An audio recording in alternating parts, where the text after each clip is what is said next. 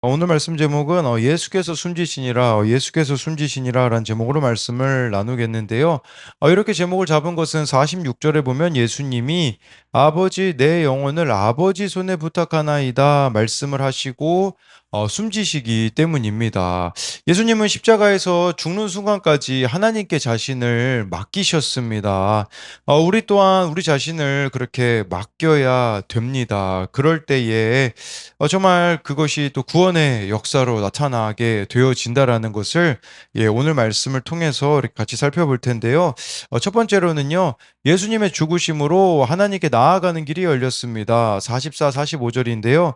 때가 제6시쯤 되어 해가 빛을 잃고 온 땅에 어둠이 임하여 제9시까지 계속하며 성소의 휘장이 한가운데가 찢어지더라 라고 이렇게 나와 있습니다. 여기 보니까요, 이 지금 성경에서 말하는 시간은요, 우리나라 시간으로는 6시간을 더하면 됩니다. 그래서 예수님이 제6시라는 것은 우리로는 정오죠, 정오. 12시부터 이제 해가 빛을 잃고 온 땅에 어둠이 임하여 제9시, 오후 3시까지 계속되었다고 이렇게 말씀해 주고 있어요. 성경에 의하면 예수님이 언제 십자가에 못 박히셨냐? 오전 9시에 못 박히셨다고 나와 있습니다. 오전 9시부터 오후 3시까지 6시간 동안 십자가에 못 박히셨는데 그 마지막 3시간에 보면요. 해가 빛을 잃고 온 땅에 어둠이 임했다라고 이렇게 말씀해 주고 있어요. 구약 성경을 보면요. 해가 이렇게 빛을 잃은 것은요. 하나님의 심판을 묘사하는 표현이었거든요.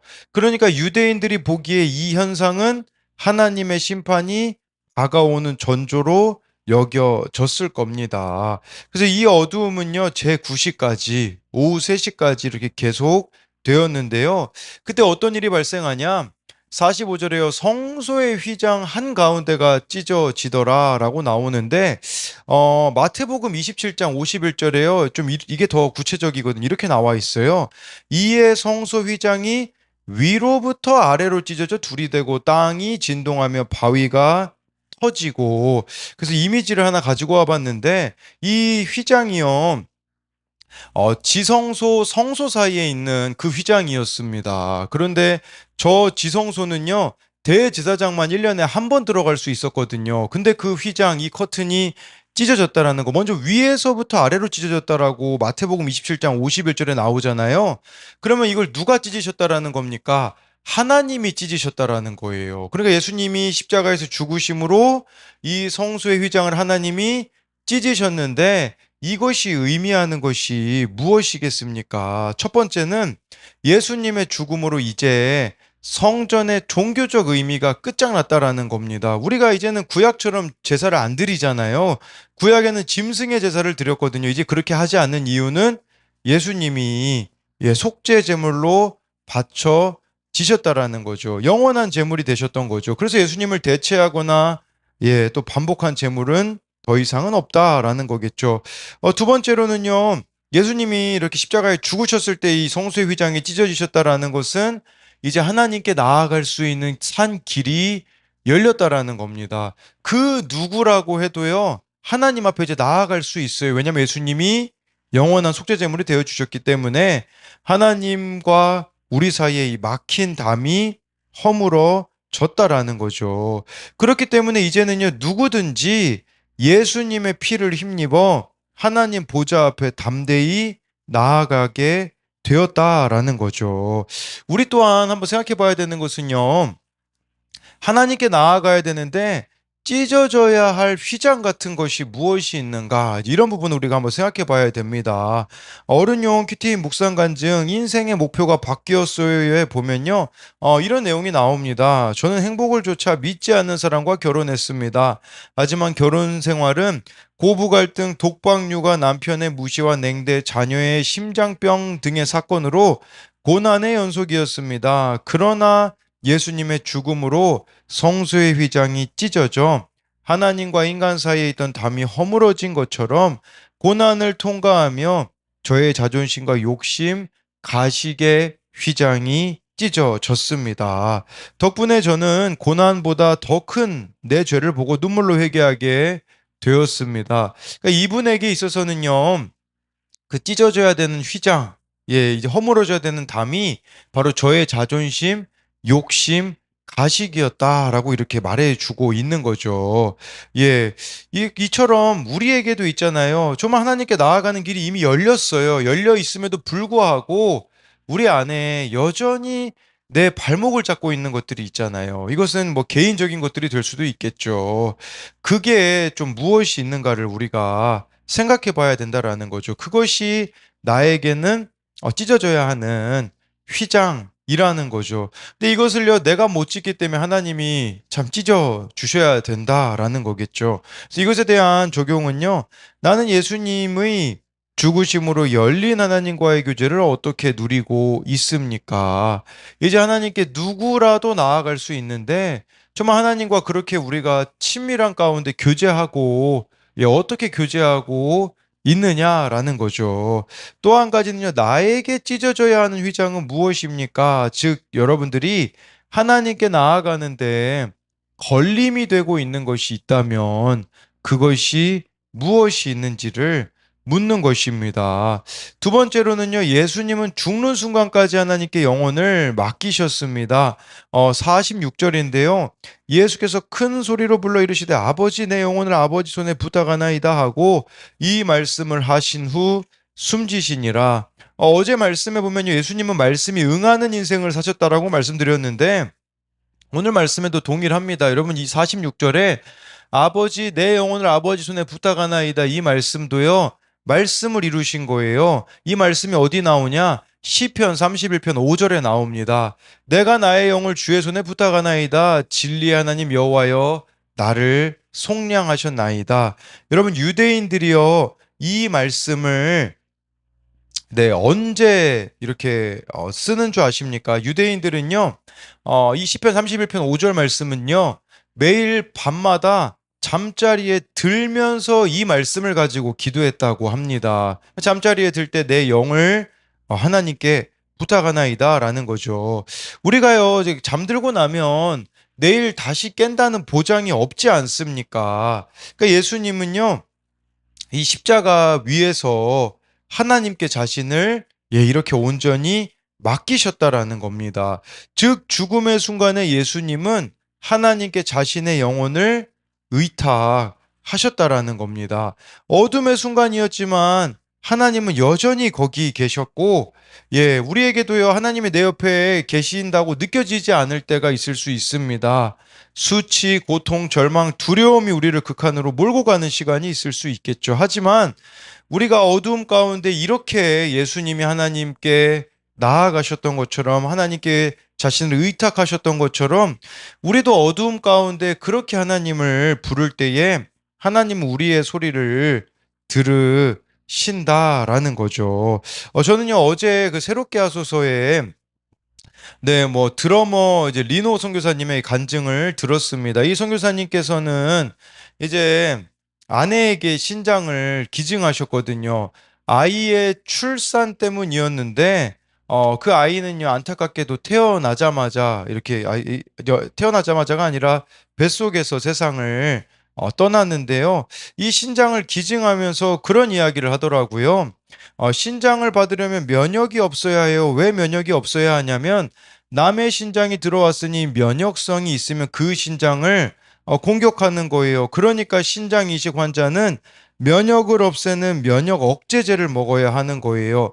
남의 신장을 최대한 오래 살려야 하니까요 하면서 온전히 신장을 이식받기 위해 면역 억제제를 먹어야 하는 것을 보면서 우리에게 새로운 삶을 주시기 위해 새롭게 하는 것에 내 안에 면역성이 있으면 안 되겠구나. 내가 하나님의 온전한 마음을 받을 때 내가 자꾸 존재하고 내가 면역이 있으면 그 말씀을 밀어내고 내가 하려고 하고 내가 버티려 하고 내 의지가 자꾸 들어가잖아요. 그 의지가 다 없을 때 온전하게 하나님의 생명이 내 안에 살 수 있지 않을까요? 라고 이렇게 이야기를 하시더라고요. 그러면서 지금 저는 그런 생각이 들더라고요. 예수님이요, 온전히 하나님 앞에 자신의 생명을 맡기시잖아요. 우리에게도요, 하나님께 온전히 맡겨드리지 못하는 내 안에 면역성 같은 것이 무엇이 있는가를 생각해 보자라는 거죠. 더 쉽게 말씀드리면 예수님은 하나님을 전적 의존하셨는데 우리는 하나님께 전적 의존이 되지 못하는 부분이 무엇이 있는가를 이 예수님이 하신 말씀 아버지 내 영혼을 아버지 손에 부탁하나이다라는 이 부분이 우리들에게는 안 되고 있다면 왜 안 되고 있는지를 한번 생각해 보자라는 거죠.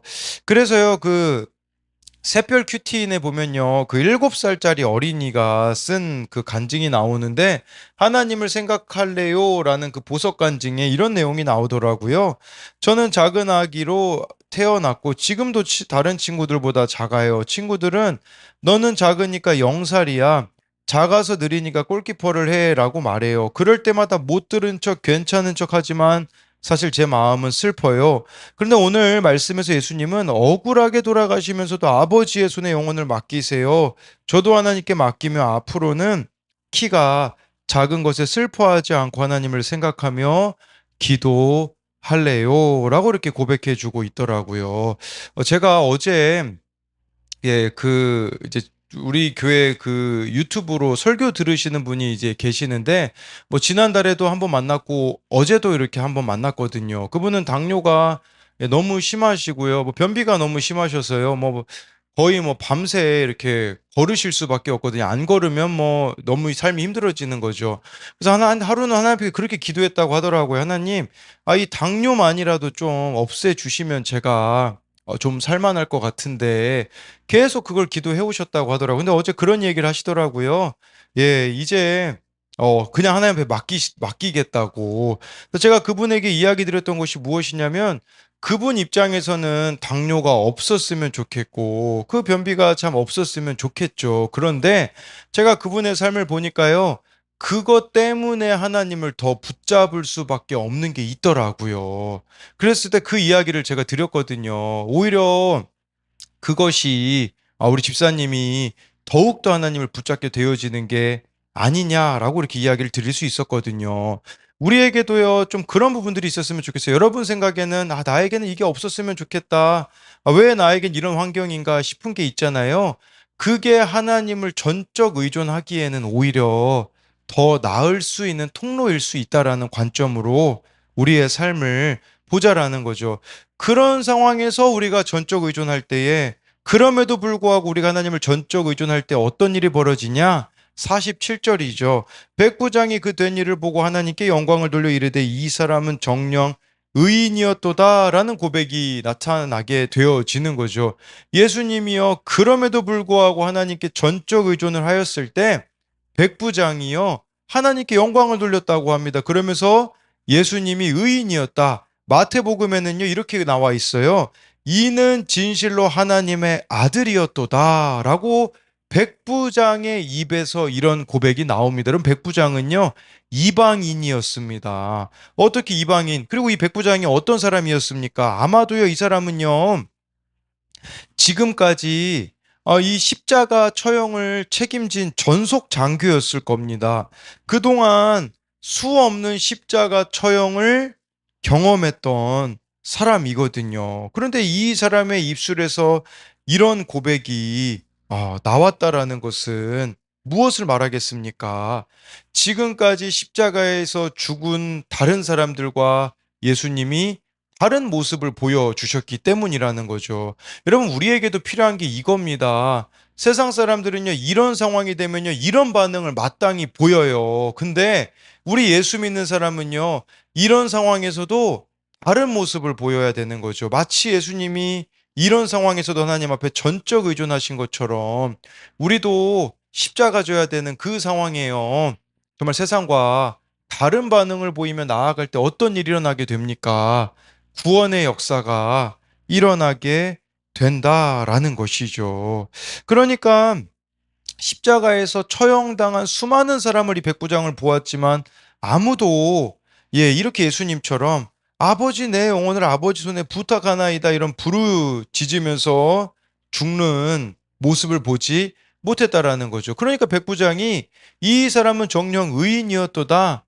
이는 진실로 하나님의 아들이었도다라고 고백하지 않을 수 없었다라는 것을 보여주는 것이겠죠.